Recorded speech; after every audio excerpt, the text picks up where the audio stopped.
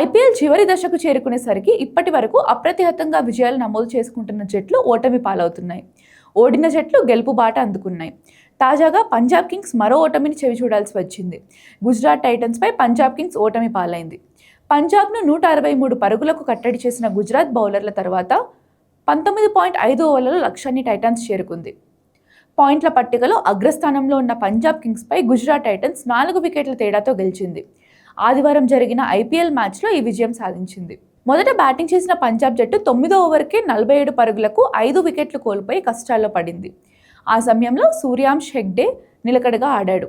Marcus స్టోయినిస్తో కలిసి 44 బంతుల్లో 79 పరుగుల భాగస్వామ్యం నెలకొల్పాడు. అయితే వీరు అవుట్ అయిన తర్వాత చివరి ఓవర్లలో పంజాబ్ పరుగుల వేగం పెరగలేదు. దీంతో 20 ఓవర్లలో 9 వికెట్లకు 163 పరుగులకే పరిమితమైంది.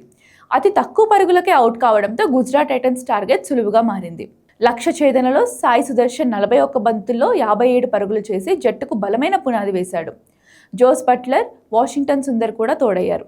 గుజరాత్ జట్టు 19.5 ఓవర్లలో 6 వికెట్లకు 167 పరుగులు చేసి లక్ష్యాన్ని అందుకుంది.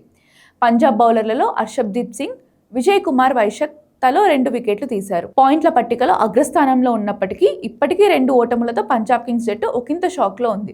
మొత్తం మీద చివరకు ప్లే ఆఫ్ సీజన్స్కు ఏ టీం చేరుకుంటుంది అన్నది ఆసక్తికరంగా మారింది.